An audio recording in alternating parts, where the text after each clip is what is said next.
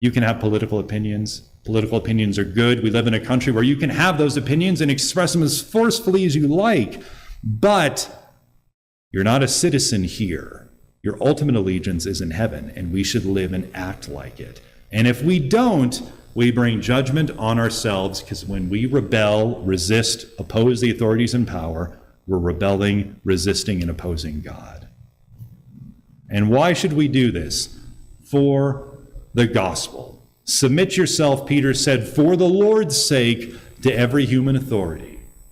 And yes, governments have used that as a crutch to make Christians feel guilty for a long time. You have to do what the government says, because Paul says to do what the government says, unless God says no. But most of the time, that's not the case. Most of the time, there is nothing that's going to stop you from telling people about Jesus, from living Christian values in your life. Most of the time, there's no problem with that whatsoever.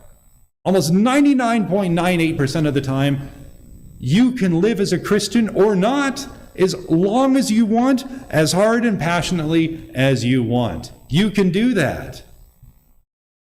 So most of the time, the what if thing isn't going to be applicable.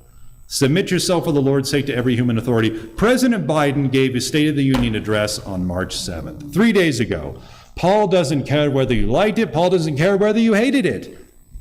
But Paul is saying you must respect, honor, and submit to the office, to all the offices. Federal, state, local, so you'll be known as a Christian and be left alone to do Christian things. So you'll be a model citizen. Vote against them. Vote against both of them in November.